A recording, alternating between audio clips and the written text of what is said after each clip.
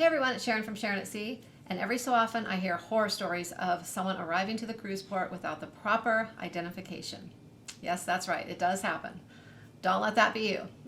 Anyways, the type of documentation or identification can vary depending on the type of cruise you're going on.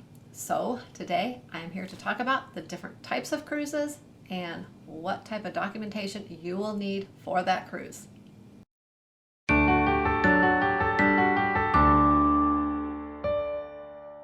All right, first let's talk about a closed loop cruise.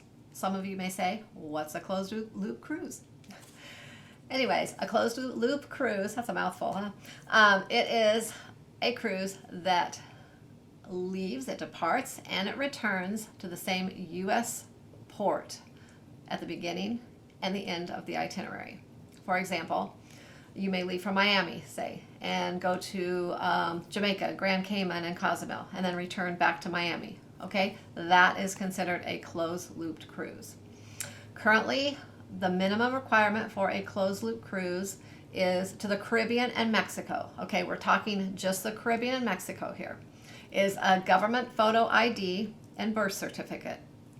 Okay, a passport is not required at this time, although it is highly recommended. If an emergency should arise, or if you miss your ship, you would have to fly home or to the next port of call. And to do that, you would have to obtain a temporary passport through the local consulate, which could take several business days and be quite costly, paying all those travel expenses to get back to the U.S. or to catch up with your ship. An exception to this would be a port which is U.S. territory, and that would be the U.S. Virgin Islands, which includes St. Thomas, St. John, St. Croix, and Puerto Rico.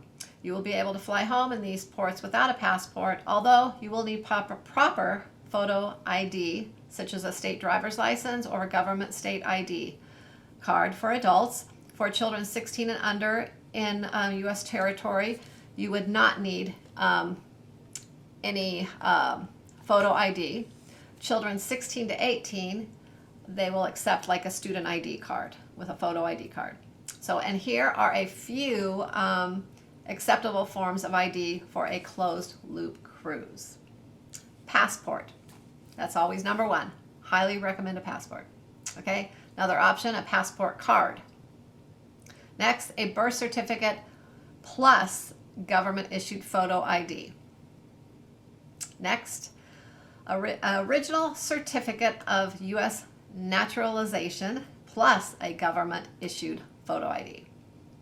And last, a Form I-872 American Indian card or enhanced tribal card. Okay, those are the only forms of ID that are accepted for a closed loop cruise.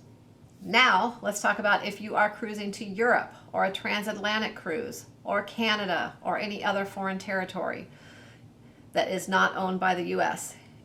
It is required to have a passport. Yes, a passport will be required to cruise there.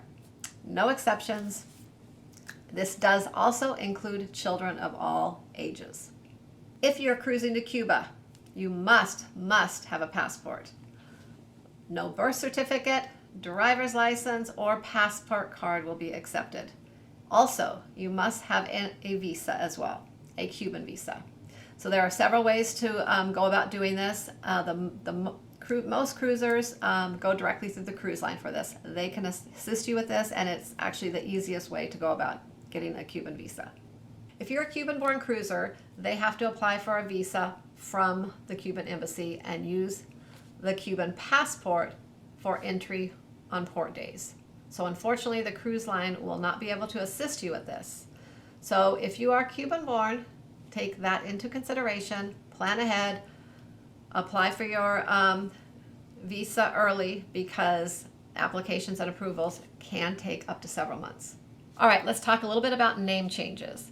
Okay, it's very important that the name on your boarding pass or reservation matches that of your photo ID or passport.